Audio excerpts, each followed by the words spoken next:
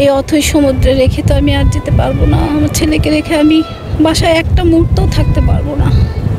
যে কোনো মুহূর্তে হোক, যে কোনো অবস্থাতে হোক, আমার ছেলেকে ফিরে পেতে চাই।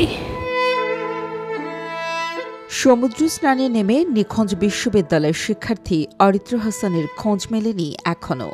তার সন্ধানে গেল ৭ দিন ধরে কক্সবাজার সমুদ্র সৈকতের বিভিন্ন পয়েন্টে ছোটাছুটি করছেন অরিত্রের মা বাবা।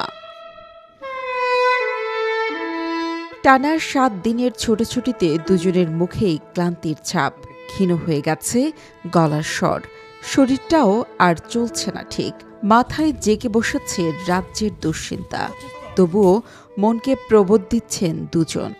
বুক ভরা আশা নিয়ে সৈকতের এদিক ওদিক ছুটছেন সন্তানকে ফিরে পাবার আশায়। আমার ছেলেটা সকাল ৬টা কত মিনিটে যেন আমাকে একটা ছবি পাঠায়।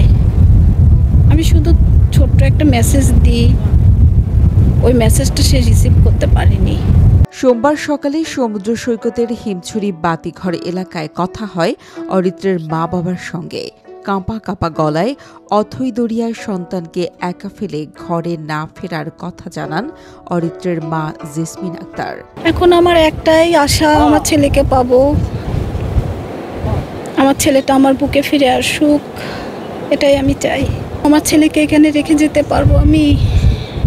তবে সৈকতের নিরাপত্তা ব্যবস্থা নিয়ে ক্ষোভ ঝাড়েন অরিত্রের বাবা সাকিব হাসান। এই বাবার প্রশ্ন, সৈকতের বিপজ্জনক স্থানে কেন দেওয়া হয়নি লাল পতাকা? কেনই বা পর্যটকদের জন্য কোনো পাহারা বসানো হয়নি বিপজ্জনক ওই স্থানে? আমার ছেলেরা আসছে, কচি কমল নিষ্পাপ আমার ছেলে। রিসোর্টকে কেন্দ্র করে, রিসোর্টকে বেস করে আমার ছেলে এখানে আসছে। তাহলে রিসোর্ট হলো, রিসোর্টের নিরাপত্তা নাই, লাইফ গার্ড নাই, কিচ্ছু নাই। আর কত তাহলে এরকম মৃত্যু হবে?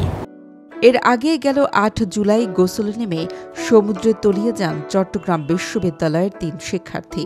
তাদের মধ্যে সাদমান ও আসিফ নামের দুজনের মরদেহ উদ্ধার করা হলেও এখনও নিখোঁজ অরিত্র। তাকে উদ্ধারে অভিযান পরিচালনা করছে ট্যুরিস্ট পুলিশ, বিমান বাহিনী ও জেলা প্রশাসন। অরিত্রের খোঁজ না মেলা পর্যন্ত উদ্ধার অভিযান চালানোর কথা বলছেন তারা। আমরা ট্যুরিস্ট পুলিশ, আমরা দফায় দফায় আমরা অভিযান চালিয়েছি। উদ্ধার অভিযান এখনও চলতেছে, আমাদের টিম কাজ করতেছে। আমরা 4 দিক থেকে চেষ্টা করতেছি ডেড বডিটাকে উদ্ধার করার জন্য, এবং ডেড বডি কোথাও আটকে আছে কিনা বা কোথাও থেমে আছে কিনা এটা ফাইন্ড আউট করার জন্য আমরা আশা করতেছি আমরা উদ্ধার করতে পারব। অরিত্র হাসানের মরদেহ এখনো পর্যন্ত আমরা খুঁজে বেড়াচ্ছি। কক্সবাজার জেলা প্রশাসনের সার্বিক তত্ত্বাবধানে সমুদ্র উত্তাল, আমরা মনে করছি যে ভাসমান অবস্থায় থাকলে কিনারায় পৌঁছাবার একটা সম্ভাবনা রয়েছে। শিক্ষার্থীর মরদেহ না পাওয়া পর্যন্ত আমাদের উদ্ধার অভিযান চলমান থাকবে। কক্সবাজার থেকে মিশু দাশগুপ্তের পাঠানো তথ্যচিত্রে ডেস্ক রিপোর্ট, কালের কণ্ঠ।